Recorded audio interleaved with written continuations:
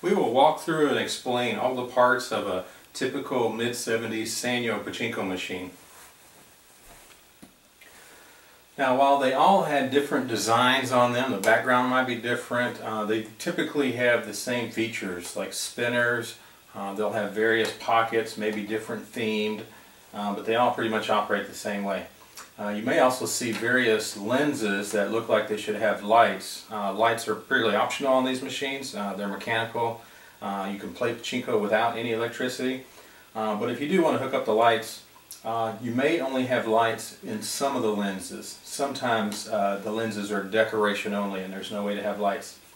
Now when you shoot a ball, it comes up around the lane, and usually right here there is a swing, a hanging piece of plastic, and if you hit the ball too hard, it'll knock that swing out of the way, and then the ball will go down this foul lane and it'll go back to you to shoot again. That was to discourage people from beating on the flipper so hard that they knock the ball. So what you do is you have to pull a little bit softer to get the ball to bounce off of that swing and onto the playfield. Now those swings often break, and if they do, you can just put a rubber bumper in that spot, so nail it in place. Then the ball will bounce off of that bumper and into the playfield. You also have a lock here. These machines were initially in pachinko parlors in Japan. They're mounted in walls, and so the way the attendants would service the machine is they would access the lock, swing open the machine. I'll show you later how to open the machine without a key, because there are no keys. They kept them in Japan. They didn't ship them when they shipped the machines over to the United States. So here we have your play tray, and this is your receiving tray. And you also have an ashtray. It usually flips if you need to empty your ashes. Now when your play tray fills up with balls, you need to get them out of this tray and into your receiving tray by pushing this lever over to the left, and it'll release the balls and then it will flow from here to here. You just need to make sure that if you push it, that it doesn't get stuck and that it slides back into the lock position for normal play. Then you can scoop them out, put them in a bucket, refill your back. Here's a little window you can kind of see in. You can see the balls entering the shooter assembly and the shooter lane. This is your flipper. You pull down to launch the ball. Finger rest bar, you can put your finger up against it and then pull down on the flipper.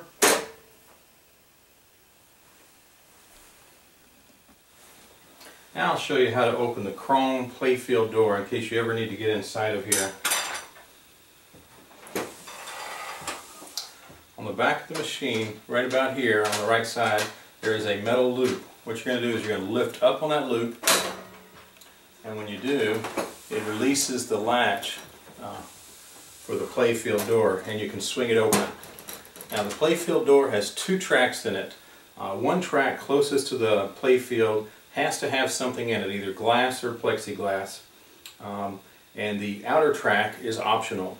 A lot of people like to put real glass in the back track, because when the balls bounce off the glass they make a nice clinking sound. And then for those who might be concerned that they may have little kids in the house who might throw things and they're concerned about throwing them into the pachinko and breaking the glass, you can put plexiglass in the front track, or just put plexiglass in the back track. Now with the playfield door open, we can now open the play tray door. There is a latch right here in the corner, and if you push down the latch, the whole door flips open, which gives you access to the shooter assembly. Now push down, and it's kind of getting hung on this door, so you make sure that's open, and swing it open. So here's a close-up of that latch that I push down to release the door itself, and then the ball loading assembly or shooter assembly here. I'm going to zoom in and we'll talk about the parts of that. The first thing, this bright orange reddish piece of plastic here, it is a slide, and right now it's slid over, blocking the flow of balls into the shooter assembly. That's because there's no balls in the top back of the machine. If I were to add balls, which I'll simulate now by pulling on the lever, it slides that part over, and now balls will flow in and you can actually shoot. So when you run a load of balls, it'll slide back and block the flow. There is a pin coming through here.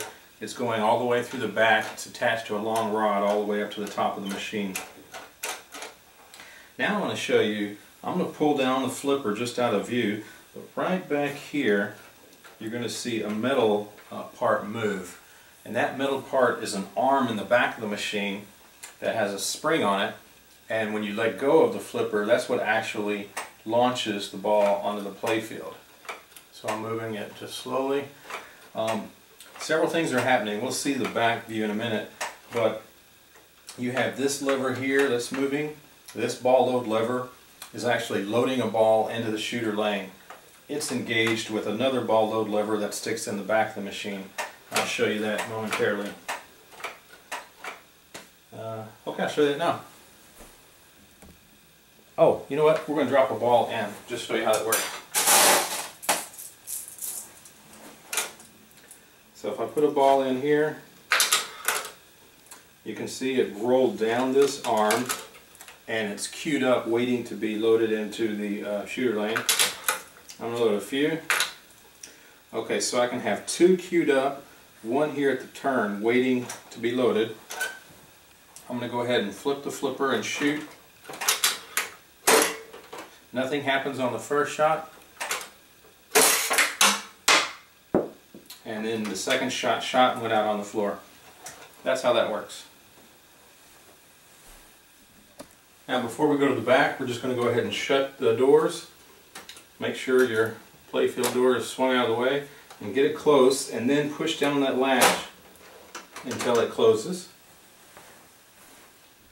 Now when you shut the playfield door, there is two latches that turn into and lock the door. So what I usually like to do is pull it over, and then I'll snap both at the same time so that it locks in place.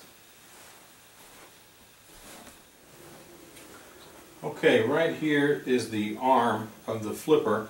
So when I pull back on it, you see this white ball load lever moving. And then right here at the tip of that arm, there's a spring called a piston. And that piston is what launches the ball onto the playfield. Attached to this arm is a wire, and that wire is what is moving this ball load lever. So it needs to be in a position such that as you pull back, it's engaging with that ball load lever, moving the ball load lever in the front of the machine, which is loading a ball into the shooter lane. Now, you won't really encounter this in home use, but I'll go ahead and explain it. In the Pachinko parlors, where there could be thousands and thousands of balls feeding the machines, if someone won and they got a lot of balls and they started to back up into the machine, they could jam it and cause problems, so they had a shut-off. So as balls start to back up into your receiving tray at the bottom, as they back up, they will eventually push on a piece of plastic in here, and that piece of plastic will push this wire